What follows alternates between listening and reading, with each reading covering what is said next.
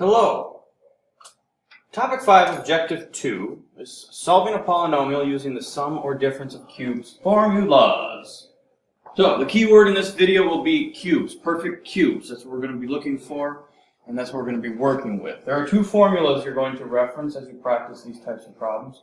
The sum of cubes formula, factoring formula is right here, and then the difference of cubes factoring formula is right there.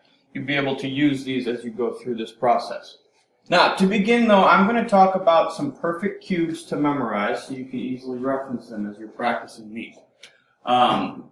Cube means you multiply a number by itself 3 times, and a perfect cube means you can take the cube root of a number and have it break down to a whole number. And so the first 6 we're going to talk about are 1 cubed is 1, 2 cubed is 8, and again, that process, 2 cubed or raised to the power of 3 means you multiply 2 by itself 3 times, so 2 times 2 times 2, 2 times 2 is 4, times 2 is 8. That's what that means, right? The number exists 3 times. 3 cubed is 27, 4 cubed is 64, 5 cubed is 125, and 6 cubed is 216. So the numbers I just wrote in green are perfect cubes, and that would be your first clue. If you see a number, one of those 6 numbers in a polynomial that you need to solve, chances are you can use the factoring with perfect cubes strategy that I'm about to show you. So in this first example, all of these will have 2 terms. The first term will be raised to the power of 3. And if you notice, a cubed, a is being cubed, so that's a perfect cube as well. And 27 is one of the numbers we just discovered that is also a perfect cube. So that's my clue that I can use this solving with the sum or difference of cubes strategy, all right? So there's 2 terms, and both these terms are a perfect cube. I've listed the steps out of how I want you to go about this. And in the first step, I say to identify the x and y. All that means is if you notice, both these formulas have x and y variables that you're going to replace with other variables or numbers, all right? And so as I'm doing this, just be aware that x is just going to represent something and y is going to represent something. So if I do my first step, I have 2 pieces. I have to discover what is being cubed in the first piece and what is being cubed in the second piece. All right, I can write out parentheses to represent, because I'm going to break it back down to the piece that is being cubed. And in the first case right here, a cubed, it's easy. The only thing that's being cubed there is a, technically 1a, but I'm just going to leave it as a. And then 27 we discovered is a perfect cube. What's being cubed to get to 27? 3 is being cubed, all right? So I have just discovered my x and my y. My x is always the first thing being cubed, and my y is always the second thing being cubed, all right? So I'm going to list out that x equals a in this case, and y equals 3. So that's the first step, all right? I've identified the x and the y.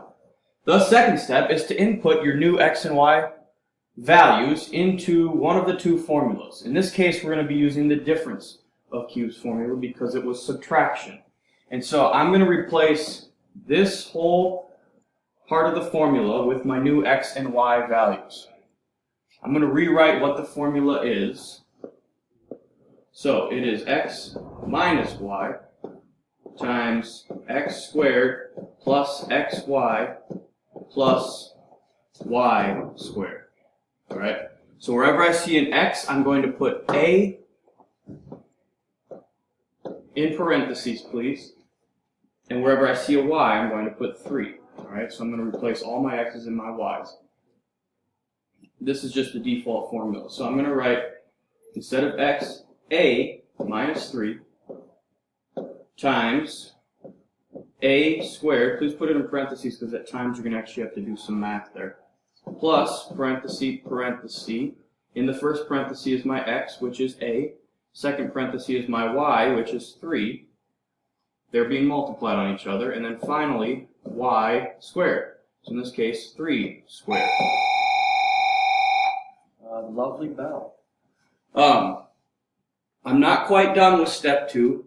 I'm sorry, that is step 2. Input the x and y terms into the formula. I broke it up like that. Now step 3 is to square the numbers if needed, alright? So this is where I'm going to do some math there, multiply some math there. It should say just clean up if needed, and then square that number as well. So step 3, to finish this off, I didn't have to do anything to my a minus 3, so I just rewrite it. But a squared just becomes a to the power of 2, plus a times 3 is 3a, write the coefficient first, and then plus 3 squared is 9. So this is factored form of the original polynomial a cubed minus 27. It's very beneficial to get it into factored form, because now, we just did step 3. Step 4 says set each factor equal to 0 and solve. Alright? So this should be familiar to you all.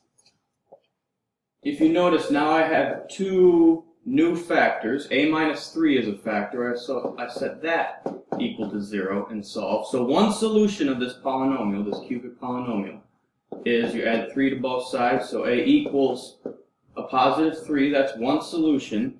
And if you notice, if you remember, this is a power of 3. It was a cubed up here, so I'm looking for 2 more solutions. And I will tell you, whenever you're working with this strategy, you will have to do the quadratic formula for this new quadratic trinomial you've discovered, all right? And so I'm going to show my work for the quadratic formula, but that is a skill you've already learned. And so you might want, I would actually suggest you try the quadratic formula on those 3, or on that quadratic trinomial, and then check your work with mine as I show the work in this video. At this point, you should have tried the quadratic formula with that trinomial. My other 2 solutions that I discovered is x equals negative 3 plus or minus 3i radical 3 over 2. Alright, so these are the other 2 solutions paired with my a equals 3, and those are the 3 solutions for a cubed minus 27. I'm going to get you started on the second one over here as well, just because it is a little bit different than the first one, and then I'm going to have you try to finish that one all by yourself. I'm going to space off some room here. Again, the first step is to identify the x and y. So I have to identify what's being cubed in the first piece or first term and what's being cubed in the second term. So if I write parentheses, it's only a little bit different. If you've noticed, the only difference is there's a number in front of the variable cubed this time.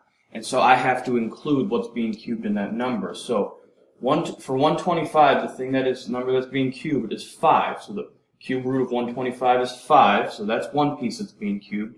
And the other piece that is being cubed is x. Alright? That breaks down to 5x. So my x term is 5x. Alright? Then my y term, what's being cubed for 64, is 4. So it's 4 cubed. So my y term is 4. Then from there, it is a little bit different because there's going to be more math in the second step, or in the third step, I'm sorry. But the second step is you input the formulas. In this case, it's addition. So it's the sum of cubes. So if you notice, the formula is a little bit different if you reference it up here. It's x plus y times x squared minus x times y plus y squared. Alright, so it's a little bit different if you notice from up there. Alright, so to input those then, instead of x, I'm going to write 5x. Instead of y, I'm going to write 4. Oops, I lied to you, I wrote a y. 4. Then, in parentheses, I'm going to put 5x squared, because that whole piece of that, what I decided was x needs to be squared. Then 2 more parentheses. X becomes 5x, y is 4, they're being multiplied on each other, plus 4 squared. Step 3, I need to clean that up a little bit, and that's, if you notice, now there's a little bit more math to be done. I didn't touch the first binomial, so 5x plus 4. But now, if you notice, I have to bring the power of 2 to that 5 and that x, so it becomes 25x squared. Minus 5 times 4 is 20x. Plus 4 squared is 16. So that is the factored form of this given polynomial, 125x cubed plus 64. From there you can set both equal to 0 and solve it. So why don't you pause the video and try to solve both of those new factors, 5x plus 4 and 25x squared minus 20x plus 16. And again, you're going to have to use the quadratic formula for that quadratic trinomial. From factored form in step 3 right here, I set the first factor, 5x plus 4, equal to 0 and solve, which is right over here. And I got x to equal negative 4/5, and then I used the quadratic formula on this quadratic trinomial. The numbers were a bit larger, so it's a little bit more of a challenge, but you still should have been able to do it. I found the discriminant right here, and then I broke down the discriminant to 20i radical 3, and then if you notice, 20 plus or minus 20i radical 3 all over 50. The 20, the 20, and the 50 can all be divided by 10, and that's how I got my final answer right here. So I have found 3 solutions. So at this point, you have 2 problems to try on your own, and then I have a practice worksheet for you as well.